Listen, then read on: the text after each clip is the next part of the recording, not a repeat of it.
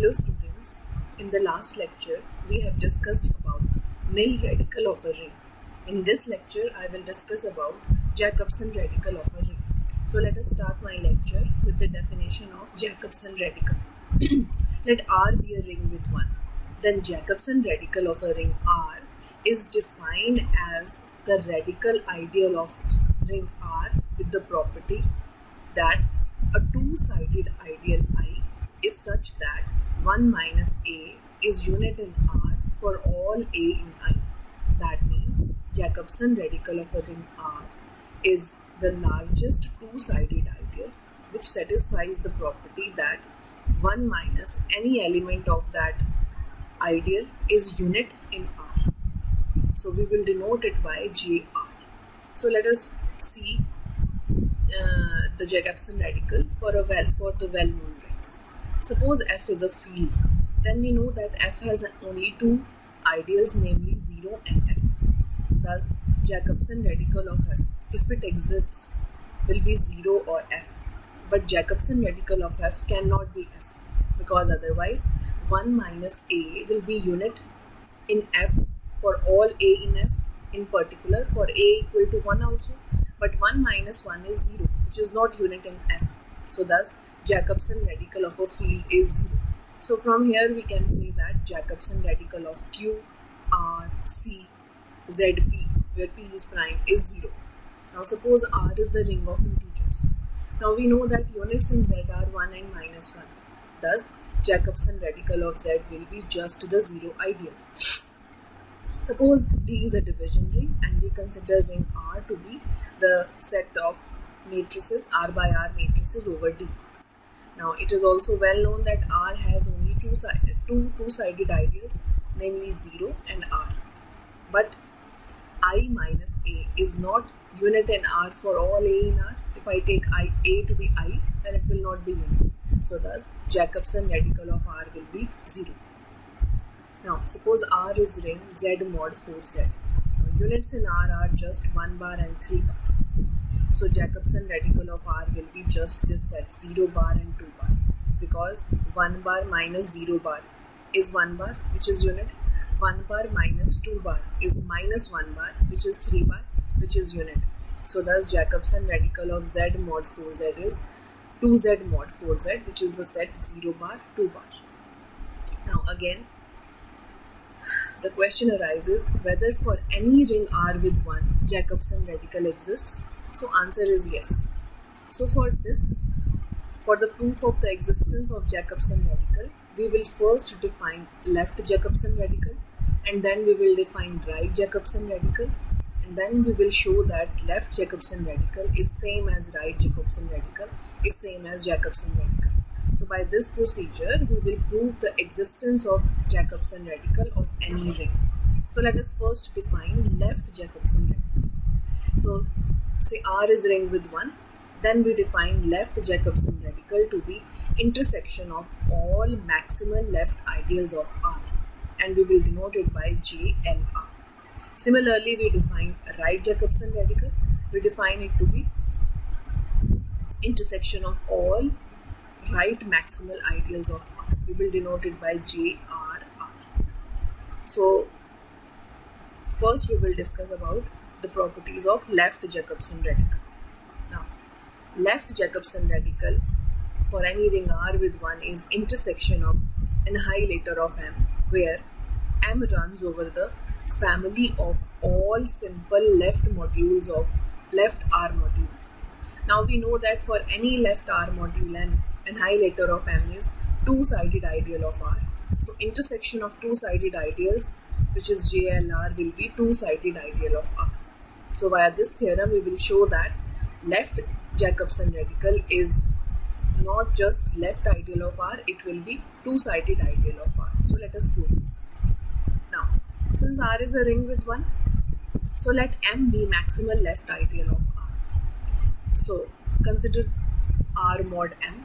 Now, since M is maximal left ideal of R, so therefore M will be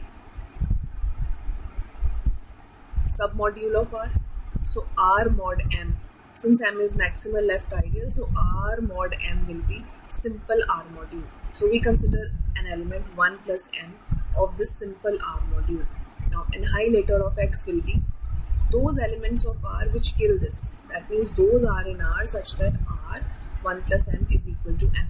That is, annihilator of X will become the set R in R such that R belongs to M, which will be R intersection M, which is M. So thus we have shown that any maximal left ideal of R is annihilator of non-zero element of simple R module. Now suppose S is left simple R module and we take a non-zero element X in S. Then the submodule generated by X will be equal to S, because S is simple, so it has only two submodules, namely 0 and S itself. So S will be Rx. Now if we consider a map Fx from R to S defined by Fx of R is equal to Rx, then Fx will be R linear epimorphism. So therefore S will be isomorphic to R mod kernel Fx. Since S is simple R module, R mod kernel Fx will be simple R module. So therefore kernel Fx will be maximal left ideal of R. But if we see here, then we will easily get that kernel Fx is nothing but annihilator of X. So thus we have shown that any maximal left ideal of R is annihilator of non-zero element of some simple R module, and annihilator of any non-zero element of simple left R module is maximal left ideal. So thus the family of all maximal left ideals of R is same as that of annihilator of non-zero elements of all simple left R modules. So now suppose U is the family of all maximal left ideals of R and L be the family of all simple left R modules. Then by definition JLR is nothing but intersection M in U, intersection of all maximal left ideals of R. But what is M? M is annihilator of some non-zero element of simple R module. So this intersection can be written as intersection annihilator of X, where X belongs to S and S belongs to family L. So now this is same as intersection S in L. Now if this is intersection of all elements of S, so this will be annihilator of module S. This is two-sided ideal, so JLR will be two-sided ideal. So thus we have shown that left Jacobson radical of a ring R with 1 is a two-sided ideal. Now it can be seen easily that left Jacobson radical of R mod JLR is 0. Now see, since JLR is two-sided ideal of R, so R mod JLR will be a ring. So left Jacobson radical of this ring is 0 ideal. So let us take, now left Jacobson radical of R mod JLR will be just intersection of all maximal left ideals of this ring. So now any maximal left ideal of R mod JLR will be of the form M mod JLR, where M is maximal left ideal of R containing JLR. But since each maximal left ideal of R contains JLR, because this is intersection of all maximal left ideals, so this means maximal left ideal of R mod JLR will be of the form M mod JLR, where M is maximal left ideal of R. So thus, okay, now let us consider a natural homomorphism from R to R mod JLR. So now JL R mod JLR is intersection M mod JLR, which is equal to intersection eta M, which will be equal to eta of intersection M, which is eta JLR, which is 0. So thus we have shown that left Jacobson radical of R mod JLR is just the 0 ideal. Now next, JLR is nothing but this set, those elements of R such that 1 minus yx is unit in R for all y in R. So let us try to prove this. Let x belongs to JLR. We will show that the JLR is contained in this set and this set is contained in JLR. So let us take any x in JLR. This means x is an intersection of all maximal left ideals of R. In particular, we can say that x belongs to M for every maximal left ideal M of R. So now suppose 1 minus yx has no left inverse in R. Then there will exist maximal left ideal M of R such that 1 minus yx belongs to M. Now, yx belongs to M. Now see, x belongs to every maximal left ideal. So therefore, in particular, x will belong to this M. So therefore, yx belongs to M. Yx belongs to M, 1 minus yx belongs to M. So this means this plus this, which is 1, belongs to M, which is a contradiction. So therefore, 1 minus yx has left inverse in R. And let that left inverse be z. So this means z 1 minus yx is equal to 1. Now suppose z has no left inverse in R. Then again by the same argument, there exists maximal ideal M dash of R such that z belongs to M dash. Now, x belongs to M dash, so therefore, and M dash is left ideal of R, so therefore z y x belongs to M dash. So this means z minus z y x, which is 1, belongs to M dash, a contradiction. So thus z has left inverse in R. Suppose that left inverse be z dash. So this means z dash z is 1. Now z into 1 minus yx is 1. Also z dash z is 1. So this means z dash z 1 minus yx is equal to 1 minus yx. So this means we get, now since this is also 1, so we get that z dash is equal to 1 minus yx. That means right inverse of z is same as left inverse. So therefore z is unit. Z is invertible with inverse 1 minus yx. So this means 1 minus yx. This means z as well as 1 minus yx is unit in R. So therefore x belongs to right hand side. So we can say that JLR is contained in right hand side. Now let x belongs to right hand side. This means 1 minus yx is unit in R for all y in R. Now we want to show that x belongs to JLR. That means I want to show that x belongs to intersection of all maximal left ideals of R. Now suppose x is not in JLR. This means there will exist at least one maximal ideal, left ideal M of R such that x does not belong to M. This means M plus Rx is equal to R. So therefore there exists element M in M and Z in R such that 1 is equal to M plus Zx. Now, so M will be equal to 1 minus Zx. Now by the given hypothesis, 1 minus Zx is unit in R. So therefore M is unit in R. But M is element of M. M is maximal ideal. It cannot contain any unit. So we get a contradiction. So therefore x belongs to JLR. Hence right hand side is contained in JLR. So thus we have shown that JLR is equal to the set of all those elements x in R such that 1 minus yx is unit in R for all y in R. Now we will show that JLR is the largest left ideal of R such that 1 minus A is unit in R for all A in JLR. Now see, if A belongs to JLR, then by the previous theorem, 1 minus AX is unit in R for all x in R. Since R is a ring with 1, so therefore for x is equal to 1, this becomes 1 minus A is unit in R for all A in JLR. So thus we have shown that JLR is left ideal of R satisfying this condition. Now we have to show that it is largest left ideal. So suppose I is any other left ideal of R such that 1 minus A is unit in R for all A in I. So this means now we want to show that I is contained in JLR. So take an element x in I.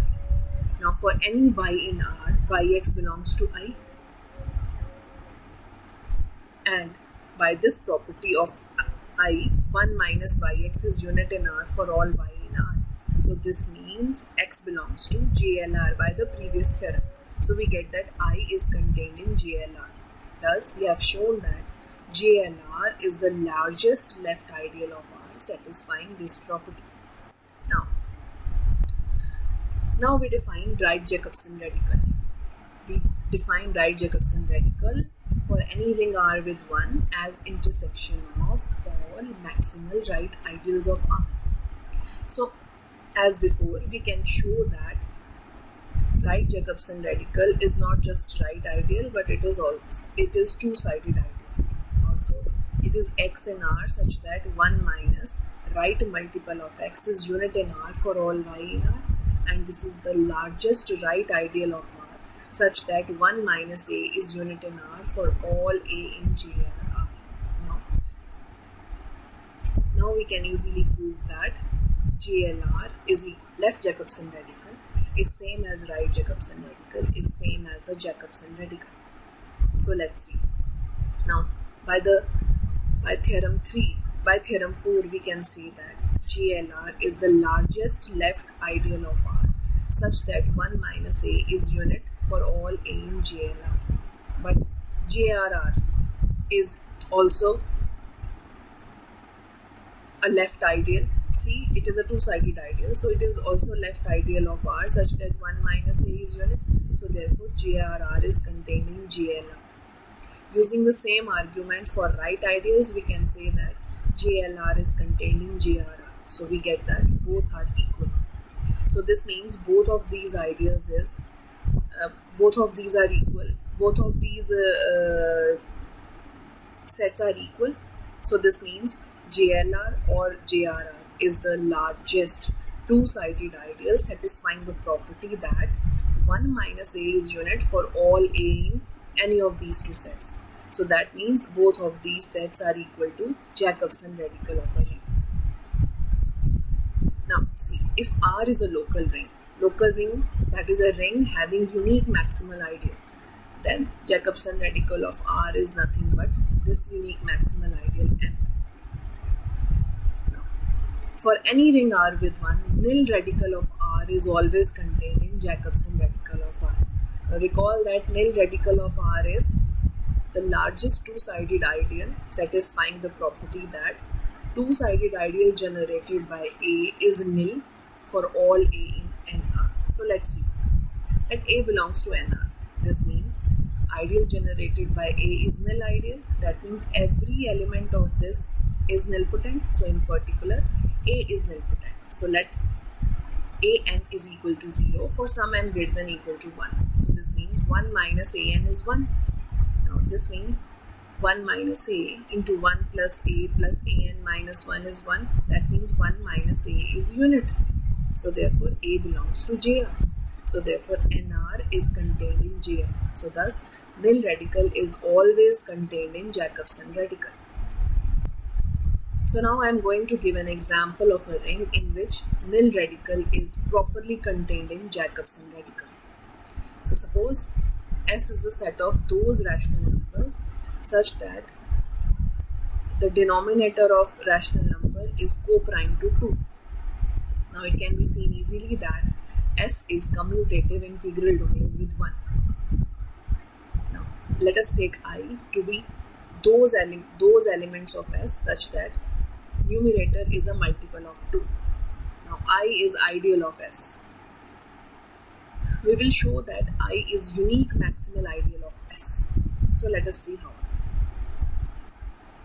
Let X over Y is not in I. This means X over I is element of S which is not in I. This means Y and 2 are co-prime and X is not a multiple of 2. That means X is also co-prime to 2. So this means Y upon X belongs to S. So thus X upon Y is unit in S. So therefore, if I take any element outside I, that turns out to be unit in S.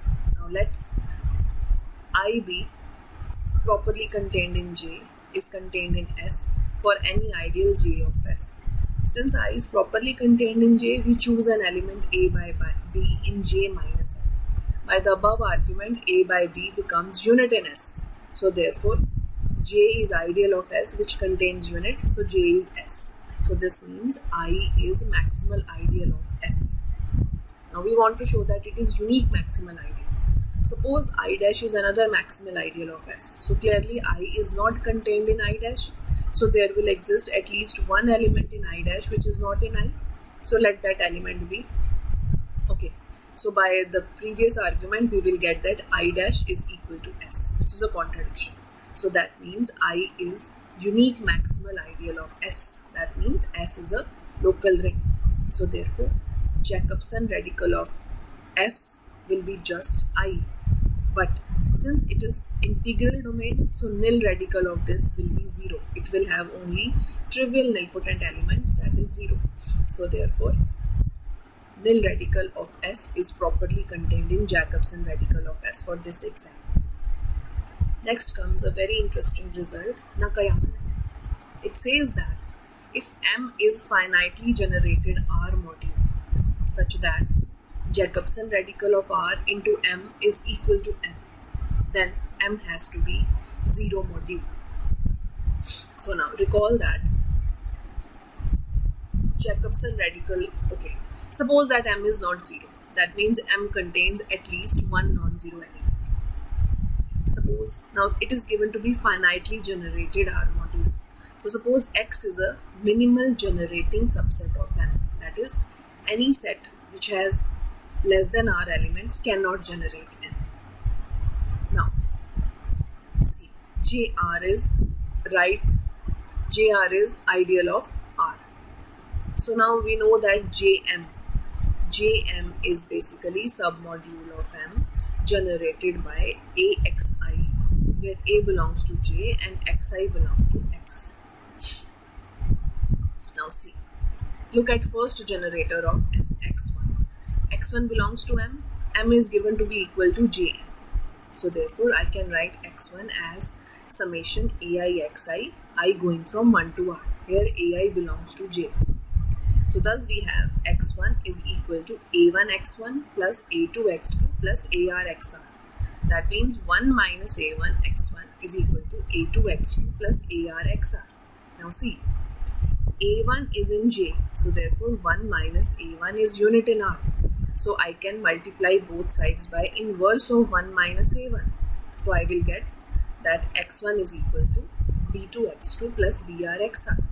This means I have written X1 as a linear combination of the remaining generators. This means X2 XR can generate M, which is a contradiction because I have assumed that X is a minimal generating subset of M. So thus my assumption that M is non-zero is wrong. M has to be 0 module. Now see, in the hypothesis of Nakayama lemma, we have assumed that M is finitely generated R module. So this assumption cannot be omitted from the hypothesis of Nakayama lemma. That means if I drop this condition of finitely generated, then there can exist module M such that JRM is M but M is not 0. So let us see example. Suppose S is those rational numbers whose denominator are co-prime with 1. So S is contained in Q. We have calculated Jacobson radical of S to be I, which is A by B in S, where A is a multiple of 2. Now, since S is a subring of Q, Q is S module. And it can be seen very easily that Q is not finitely generated S modules. There can exist rational numbers which cannot be written as finite linear combination of elements of S. Now look at JSQ. Clearly JSQ is Q. So thus Jacobson radical of S into Q is Q, but Q is not 0. This has come because Q is not finitely generated S module. Now, suppose R is a commutative ring with 1. We want to prove that Jacobson radical of Rx, the ring of polynomials in X with coefficients from R, is same as nil radical of Rx. For this, we will first find Jacobson radical of Rx. For this, we first need to find units of the ring Rx. Here R is a commutative ring with 1.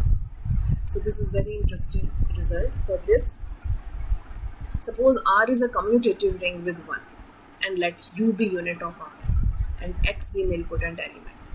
Then U plus X is unit in R.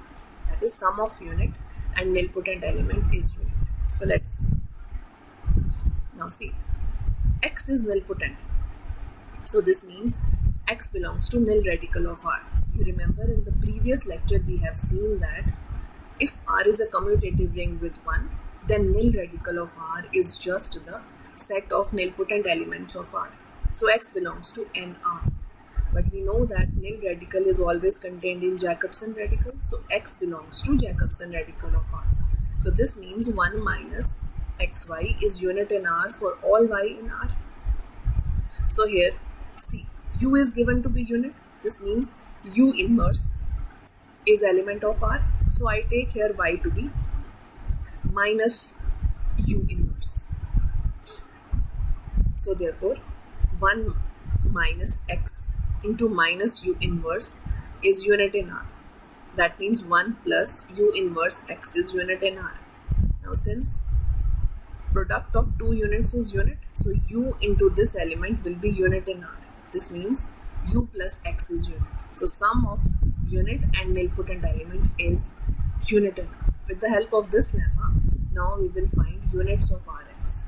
So this says that fx, a polynomial with coefficients from R in one variable x, is unit in R if and only if constant term is unit and remaining coefficients are nilpotent. So let's see. Suppose that A0 is unit in R and A1, A2, An are nilpotent. Now see, A1 is nilpotent. This means A1x is nilpotent. A2x square is nilpotent. Anxn is nilpotent. So therefore, this sum of this A1x plus A2x square plus Anxn will be nilpotent. Now by lemma 1, since A0 is unit in R, so A0 will be unit in Rx. So sum of unit and sum of nilpotent elements is unit. So therefore, this A0 plus A1x plus Anxn will be unit in Rx. Here it should be Rx. So this part is done. Now, suppose fx is equal to A0 plus A1x plus Anxn be unit in Rx. So this means there will exist its inverse. Suppose gx be its inverse. So therefore, fx into gx will be 1. So multiplying, we see that A0 B0 is equal to 1. That means A0 is unit in R. Now also we can see that An into Bn is equal to, here it should be Bmxn. An Bm is equal to 0. Now I claim that An R plus 1 Bm minus R is 0 for all R greater than equal to 0. I will prove this result by applying induction. Now for R equal to 0, An Bm is 0. Now, we assume that An R plus 1 Bm minus R is 0 for all R lying between 0 and k minus 1. We will prove this claim for R is equal to k. So we will prove that An k plus 1 Bm minus k is equal to 0.